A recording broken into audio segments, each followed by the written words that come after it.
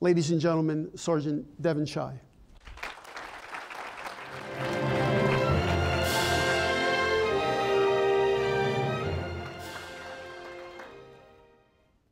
October 26, 2005, a single round, 7.62, changed the world, changed the family. 7.62 round entered a man's skull right above his right ear, exiting right above his left, and shattered his entire skull above his eyebrow all the way around like it was a piece of glass. His best friend looked behind him after he heard that shot and saw him hunched over that 50 cal gun. With his quick medical aid, a Black Hawk helicopter picked him up and took him out of Mosul, Iraq. He was in open-eye coma, and he was on his way back to the United States, so his family could say their final goodbyes. That family was put in a predicament that no family should ever have to do. They had to make a judgment call. Do they pull the plug on their loved one, or do they keep him alive and fight for him just like he fought for his country with blood, sweat, and tears? They decided that they were going to keep him alive because he was a son, he was a friend, he was a brother. He was my brother, retired Sergeant Erik Schei. He was my hero. He was everything to me. 3 months in open-eye coma, my mom and my gorgeous 5-year-old little sister never left his side. 3 months after waking up, he was rendered a quadriplegic. Now you might ask yourself what kind of life and what kind of decision did you make, and was it the right choice? I'm here to tell you, yes, it was, because I got my brother back. Got my hero back. My sister got her inspiration back.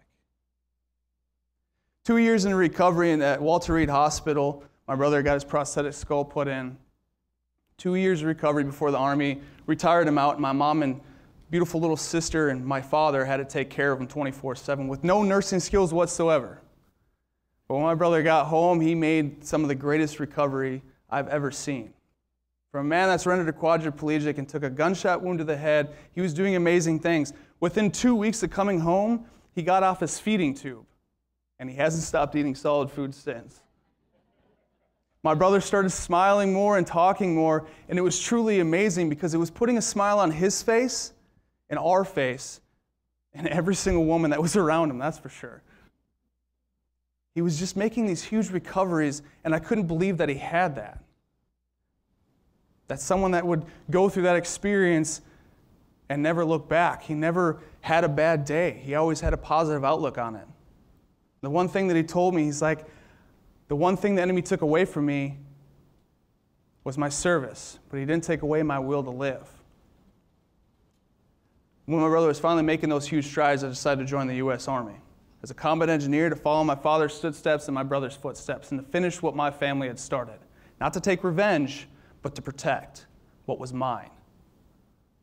I deployed to Afghanistan in 2010, and on July 2nd, 2010, I was hit by 4 80mm rockets.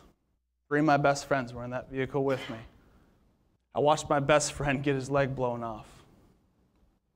That was the hardest thing I'll ever have to do. My friends were dying in front of me in that vehicle, and it was going to become my coffin. I wasn't going to go down fighting. I was stuck. Thank God with my training and my teammates, they saved my life. I owe my life to those men. When I came back home, I had to go through my recovery, and it was pretty tough. I came back home dealing with a lot of issues. Physical issues were just there. I got it. It was the mental issues that were going through my head, but I have more respect for my brother when he served his country because I never had the opportunity to serve with him in uniform, but he was always with me every single day, and he was my inspiration. When I got home, I was lost. I didn't know what to do, and I reached out to Wounded Warrior Project, and I asked for help.